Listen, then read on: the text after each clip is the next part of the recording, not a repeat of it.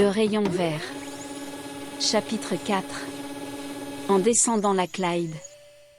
Le lendemain, 2 août, à la première heure, Miss Campbell, accompagnée des frères Melville, suivie de Partridge et de Dame Bess, montait dans le train à la station du railway d'Elansburg.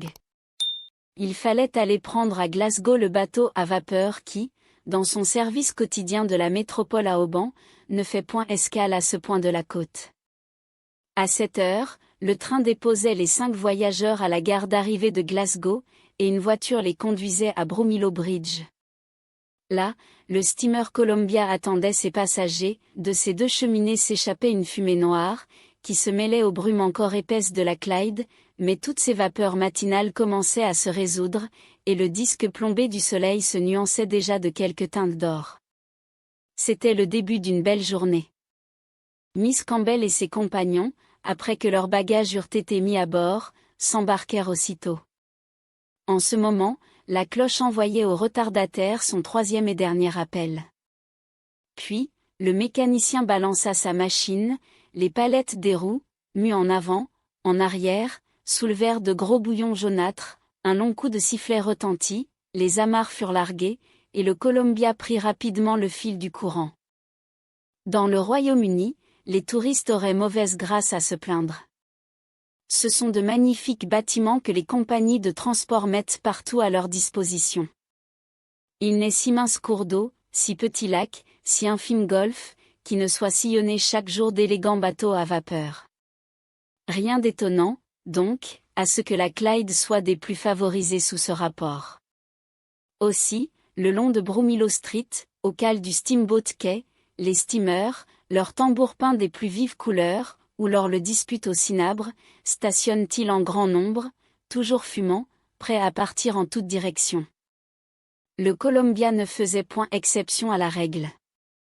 Très long, très effilé de l'avant, très fin dans ses lignes d'eau, pourvu d'une machine puissante actionnant des roues d'un large diamètre, c'était un bateau de grande marche. À l'intérieur, tout le confort possible dans ses salons et ses salles à manger, sur le pont, un vaste spar-deck, abrité d'une tente au léger lambrequin, avec des bancs et des sièges aux coussins moelleux, véritable terrasse, entourée d'une élégante rambarde, sur laquelle les passagers se trouvaient en belle vue et en bon air. Les voyageurs ne manquaient pas. Ils venaient un peu de partout, aussi bien de l'Écosse que de l'Angleterre. Ce mois d'août est par excellence le mois des excursions.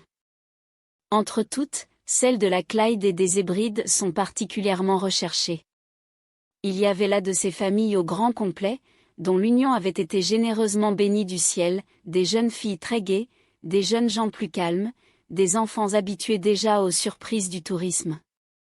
Puis, des pasteurs, toujours fort nombreux à bord des steamers, le haut chapeau de soie sur la tête, la longue redingote noire à collet droit, le liséré de la cravate blanche au châle du gilet, puis, plusieurs fermiers, coiffés de la toque écossaise, et rappelant par leurs allures un peu lourdes les anciens, bonnets lairds, d'il y a quelques 60 ans. Enfin, une demi-douzaine d'étrangers, de ces Allemands qui ne perdent rien de leur poids, même au dehors de l'Allemagne, et 2 ou 3 de ces Français que n'abandonnent jamais leur amabilité géniale, même hors de France. Si Miss Campbell eût ressemblé à la plupart de ses compatriotes, qui s'asseyent en quelques coins, dès qu'elles sont embarquées, et ne bougent de tout le voyage, elle n'aurait vu des rives de la Clyde que ce qui serait passé devant ses yeux, sans même remuer la tête. Mais elle aimait à aller, à venir, tantôt à l'arrière du steamer, tantôt à l'avant, regardant les villes, bourgs, villages, hameaux, dont ces rives sont incessamment semées. D'où cette conséquence, que le frère Sam et le frère Sib, qui raccompagnaient, lui répondant, approuvant ses observations, confirmant ses remarques, ne devaient pas prendre une heure de repos entre Glasgow et Auban. D'ailleurs, ils ne songeaient point à s'en plaindre, cela rentrait dans leur fonction de garde du corps, et ils suivaient d'instinct, en échangeant quelques bonnes prises, qui les maintenaient en belle humeur. Dame Bess et Partridge, ayant pris place à la partie antérieure du spar-deck, causaient amicalement du temps passé, des usages perdus, des vieux plans en désorganisation. Où étaient ces siècles d'autrefois à jamais regrettables? À cette époque, les purs horizons de la Clyde ne disparaissaient pas derrière l'expectoration carbonifère des usines, ses rives ne retentissaient pas du coup sourd des marteaux-pilons, ses eaux calmes ne se troublaient jamais sous l'effort de quelques milliers de chevaux vapeur.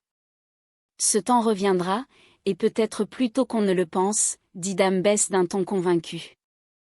Je l'espère, répondit gravement Partridge, et avec lui nous reverrons les vieilles coutumes de nos ancêtres. Cependant les bords de la Clyde se déplaçaient rapidement de l'avant à l'arrière du Columbia, comme les sites d'un panorama mouvant.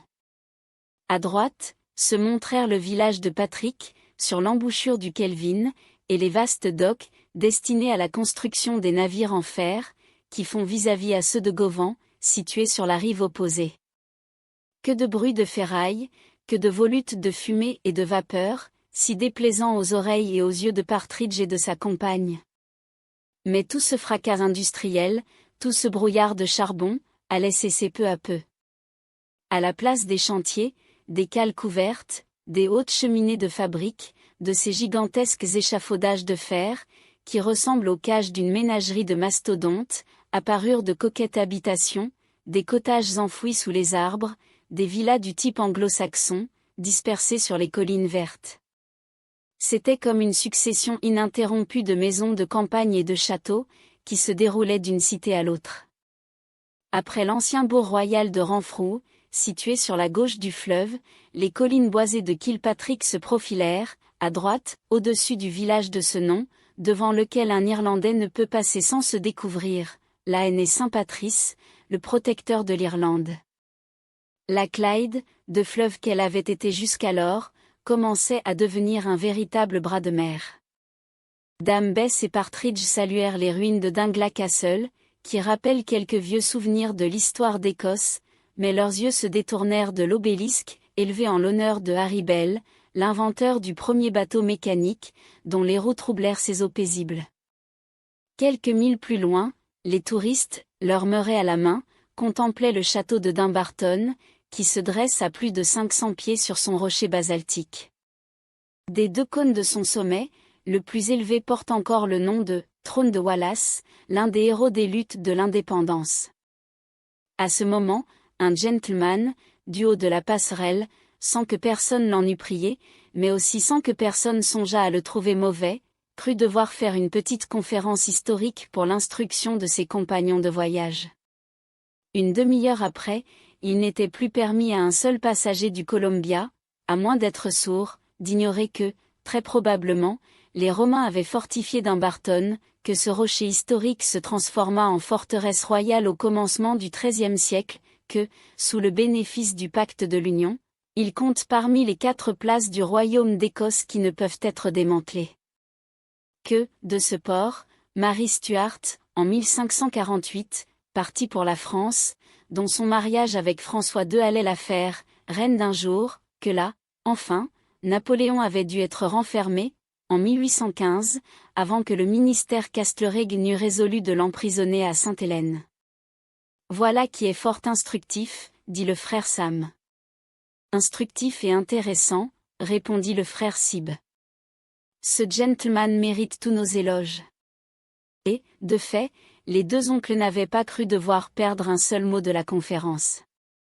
Aussi accordèrent-ils quelques marques de satisfaction au professeur improvisé. Miss Campbell, absorbée dans ses réflexions, n'avait rien entendu de cette leçon d'histoire courante. Cela, en ce moment du moins, n'était point pour l'intéresser.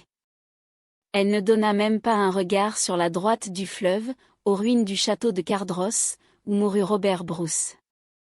Un horizon de mer, voilà ce que cherchaient vainement ses yeux, mais il ne pouvait l'apercevoir avant que le Columbia se fût dégagé de cette succession de rives, de promontoires et de coteaux qui limitent le golfe de Clyde. D'ailleurs, le steamer passait alors devant la bourgade d'Helensburgh. Port Glasgow, les restes du château de Newark, la presqu'île de Rosenith, c'était ce que la jeune châtelaine voyait chaque jour des fenêtres de son cottage. Aussi se demandait-elle si le steamer ne naviguait pas sur les capricieux cours d'eau du parc. Et plus loin, pourquoi sa pensée aurait-elle été se perdre au milieu des centaines de navires qui se pressaient dans les bassins de Greenock, à l'embouchure du fleuve ? Que lui importait que l'immortel Watt fût né dans cette ville de 40 000 habitants, qui est comme l'antichambre industrielle et commerciale de Glasgow? Pourquoi, 3000 au-delà, eût-elle arrêté ses regards sur le village de Gourock à gauche, sur le village de Dunoon à droite, sur les fjords dentelés et sinueux, qui mordent si profondément les cordons littoraux du comté d'Argyll, échancrés comme une côte de Norvège? Non. Miss Campbell cherchait impatiemment des yeux la tour en ruine de Levant. S'attendait-elle à y voir apparaître quelque lutin? Pas le moins du monde, mais elle voulait être la première à signaler le phare de Clock, qui éclaire la sortie du Firth of Clyde. Le phare apparut enfin, comme une gigantesque lampe, au tournant de la rive.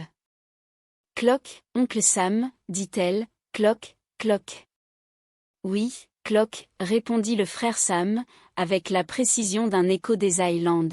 « La mer, oncle Sib. »« La mer, en effet, répondit le frère Sib. »« Que cela est beau, répétèrent les deux oncles. On aurait pu croire qu'ils la voyaient pour la première fois. Il n'y avait pas d'erreur possible, à l'ouvert du golfe, c'était bien un horizon de mer. Cependant le soleil n'avait pas encore dépassé le milieu de sa course diurne. Sous le 56e parallèle, 7 heures, au moins, devaient donc s'écouler avant qu'il ne disparût sous les flots, 7 heures d'impatience pour Miss Campbell. D'ailleurs cet horizon se dessinait dans le sud-ouest, c'est-à-dire sur un segment d'arc que l'astre radieux n'effleure qu'à l'époque du solstice d'hiver.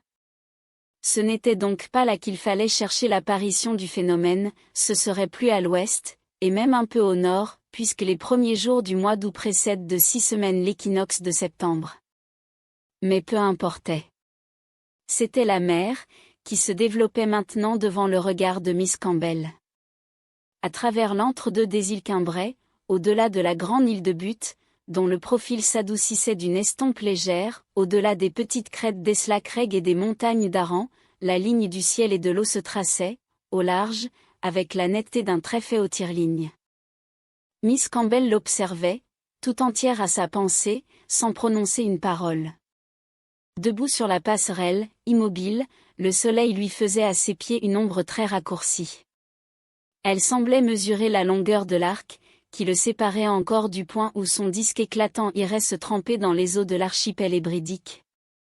Pourvu qu'à ce moment le ciel, si pur alors, ne fût pas obscurci de vapeurs crépusculaires.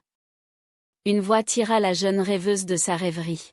« Il est l'heure, dit le frère Sib. »« L'heure, quelle heure, mes oncles ?»« L'heure du déjeuner, dit le frère Sam. »« Allons déjeuner, répondit Miss Campbell.